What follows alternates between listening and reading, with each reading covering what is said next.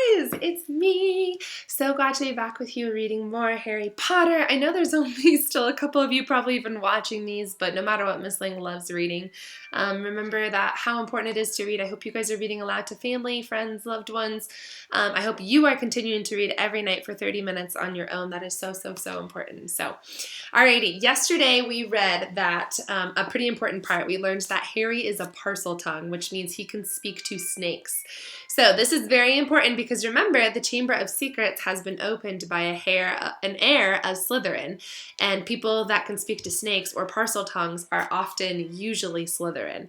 So this is a big deal. I can't wait to see what else goes on, so I hope you guys enjoy. Harry lay awake for hours that night. Through a gap in the curtain around his four-poster bed, he watched snow starting to drift past the tower and wondered, could he be a descendant of Salazar Slytherin? He didn't know anything about his father's family after all. The Dursleys had always forbidden questions about his wizarding relatives. Quietly, Harry tried to say something in Parseltongue. The words wouldn't come. It seemed he had to be face to face with a snake to do it.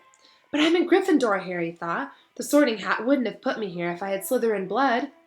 Ah, said a nasty little voice in his brain. But the Sorting Hat wanted to put you in Slytherin, remember? Harry turned over. He'd seen Justin the next day in herbology, and he'd explained that he'd been calling the snake off, not egging it on, which, he thought, angrily pummeling his pillow, any fool should have realized. By next morning, however, the snow that had begun in the night had turned into a blizzard so thick that the last herbology lesson of the term was canceled. Professor Sprout wanted to fit socks and scarves on the mandrakes, a tricky operation she would entrust to no one else, now that it was so important for the mandrakes to grow quickly and revive Mrs. Norris and Colin Creevey. Remember, mandrakes are the little plants that you pull out, the baby-shaped ones. The mandrakes have a potion in them that can revive people who have been turned to stone. So let me read. By next morning, however, the snow began the mandrakes to grow quickly and revive Miss Norris and Colin Creevey. Harry fretted about this next to the fire in the Gryffindor common room while Ron and Hermione used their time off to play a game of wizarding chess. For heaven's sake, Harry, said Hermione, exasperated, as one of Ron's bishops wrestled her knight off his horse and dragged him off the board. Go and find Justin if it's so important to you. So Harry got up and left through the portrait hole, wondering where Justin might be. The castle was darker than it usually was in the daytime because of the thick, swirling gray snow at every window. Shivering, Harry walked past classrooms where lessons were taking place, catching snatches of what was happening within. Professor McGonagall was shouting at someone who, by the sound of it, had turned his friend into a badger. Resisting the urge to take a look, Harry walked on by, thinking that Justin might be using his free time to catch up some work and deciding to check the library first. A group of the Hufflepuffs, who should have been in herbology, were indeed sitting in the back of the library, but they didn't seem to be working. Between the long, high shelves of the library, Harry could see that their heads were close together and they were having what looked like an absorbing conversation. He couldn't see whether Justin was among them, and he walked toward them when something of what they were saying met his ears, and he paused to listen, hidden in the invisibility section. So anyway, the stout boy was saying, I told Justin to hide up in our dormitory. I mean to say, if Potter's marked him down as his next victim, it's best if he keeps a low profile for a while. Of course, Justin's been waiting for something like this to happen, ever since he let slip to Potter that he was Muggle-born. Justin actually told him he'd be down to Eton. That's not the kind of thing you bandy about with a Slytherin heir on the loose, is it? You definitely think it's Potter then, Ernie? Said a girl with blonde pigtails anxiously. Hannah, said the stout boy solemnly, he's a Parselmouth. Everyone knows that the mark of a dark wizard. Have you heard of a decent one who could talk to snakes? They called Slytherin himself Serpent Tongue. There was some heavy murmuring at this, and Ernie went on. Remember what was written on the wall? Enemies of the air beware. Potter had some sort of run-in with Filch. Next thing you know, Filch's cat was attacked. That first year, Creevey was annoying Potter at his Quidditch match, taking pictures of him while he was lying in the mud. Next thing you know, Creevey's been attacked. He's always seemed so nice, though, said Hannah uncertainly. And, well, he's the only one who made you-know-who disappear. He can't be all bad, can he? Ernie lowered his voice mysteriously. The Hufflepuffs bent closer, and Harry edged nearer so that he could catch Ernie's words. No one knows how he survived the attack by you-know-who. I mean to say he was only a baby when it happened. He should have been blasted into smithereens. Only a really powerful dark wizard could have survived a curse like that. He dropped his voice until it was barely more than a whisper, and then said, "That's probably why you-know-who wanted to kill him in the first place. Didn't want another Dark Lord competing with him. I wonder what other powers Potter's been hiding." Harry couldn't take it any more. Clearing his throat loudly, he stepped out from behind the bookshelves. If he hadn't been feeling so angry, he would have found the sight that greeted him funny.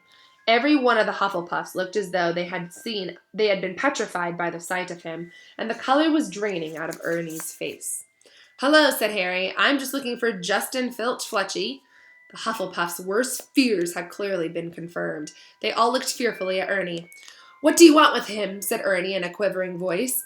"I want to tell him what really happened with that snake at the dueling club," said Harry. Ernie bit his white lips and then, taking a deep breath, said, "We were all there. We saw what happened."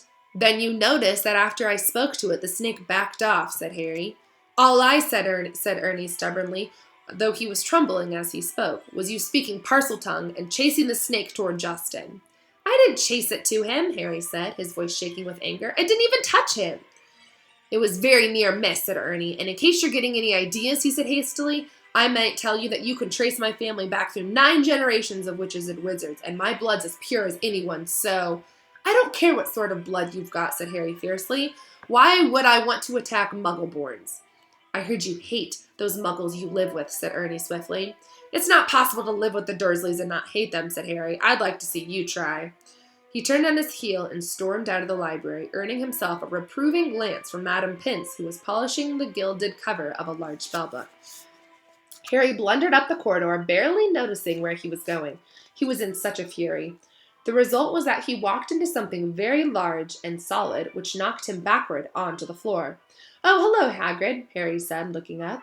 Hagrid's face was entirely hidden by a woolly, snow-covered balcony, but it couldn't possibly be anyone else, as he filled most of the corridor in his moleskin overcoat. A dead rooster was hanging from one of his massive gloved hands. "All right, Harry," he said, pulling up the balcony, and he could speak. "Why aren't you in class?" "Cancelled," said Harry, getting up. "What are you doing here?" Hagrid held up the limp rooster. "Second one killed this term," he explained. "It's either foxes or a bloodsucking bugbear, and I need the headmistress' permission to put a charm on the hen coop." He peered more closely at Harry from under his thick, snow-flecked eyebrows. "You sure you're all right? You're looking hot and bothered." Harry couldn't bring himself to repeat what Ernie and the rest of the Hufflepuffs had been saying about him. "It's nothing," he said. "I better get going, Hagrid. It's Transfiguration night, and I've got to pick up my books." He walked off, his mind still full of what Ernie had said about him. Justin's been waiting for something like this to happen ever since he let slip to Potter he was Muggleborn.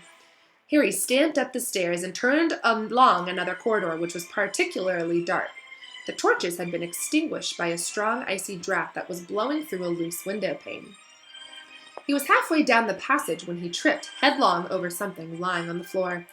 He turned to squint at what he'd fallen over and felt as though his stomach has dissolved. Justin Finch Fletchy was lying on the floor, rigid and cold, a look of shock frozen on his face and his eyes staring blankly at the ceiling. And that wasn't all. Next to him stood another figure, a strangest thing that Harry had ever seen. It was nearly headless Nick, who was the ghost, no longer pearly white and transparent, but black and smoky, floating immobile and horizontal 6 inches off the floor. His head was half off and his face wore an expression of shock identical to Justin's. Harry got to his feet, his breathing fast and shallow, his heart doing a kind of drum roll against his ribs. He looked wildly up and down the deserted corridor and saw a line of spiders scuttling as fast as they could away from the bodies. The only sounds were the muffled voices of teachers from the classes on either side. He could run, and no one else would ever have known he'd been there. But he couldn't just leave him lying there. He had to get help. Would anyone believe he hadn't had anything to do with this? As he stood there panicking, a door right next to him opened up with a bang. Peeves, the poltergeist, came shooting out. "Why, it's Potty-wee Potter!" crackled Peeves, knocking Harry's glasses askew as he bounced past him. "What's Potter up to? Why's Potter lurking?" Peeves stopped halfway through a midair somersault. Upside down, he spotted Justin and nearly headless Nick. He flipped the right way up, filled his lungs, and before Harry could stop him, screamed, "Attack! Attack! Another attack! Nor mortal or ghost is safe! Run for your lives! Attack!" Crash, crash, crash! Door after door flew open along the corridor, and people flooded out. For several long minutes there was a scene of such confusion that Justin was in danger of being squashed, and people kept standing in nearly headless Nick. Harry found himself pinned against the wall as the teachers shouted for quiet. Professor McGonagall came running, followed by her own class, one of whom still had black and white striped hair. She used her wand to set out a loud bang which resorted to silence and ordered everyone back into their classes.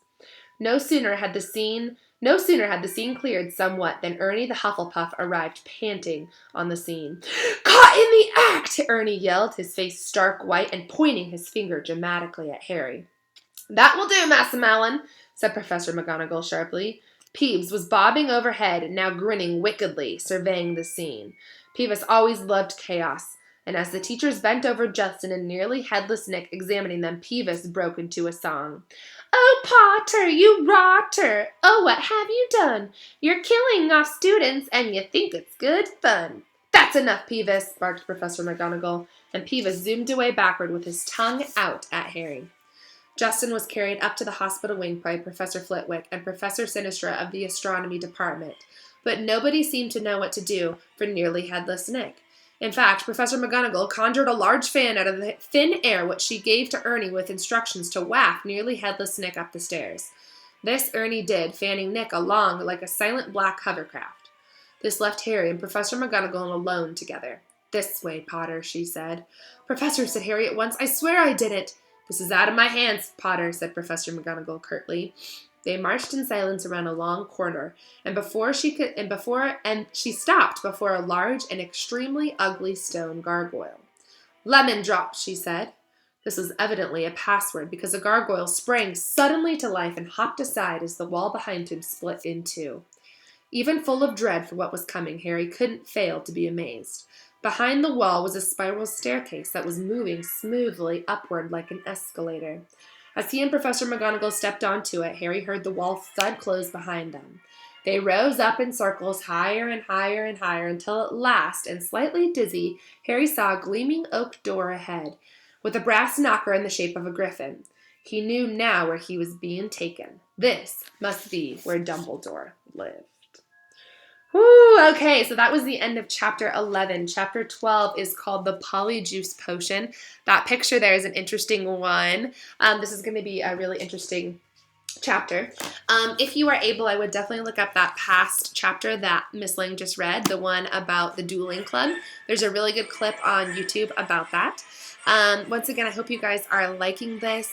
I hope you have a great rest of your Tuesday. Make sure you are still reading, and just know that I miss you all and think about you. So, love you all. Bye.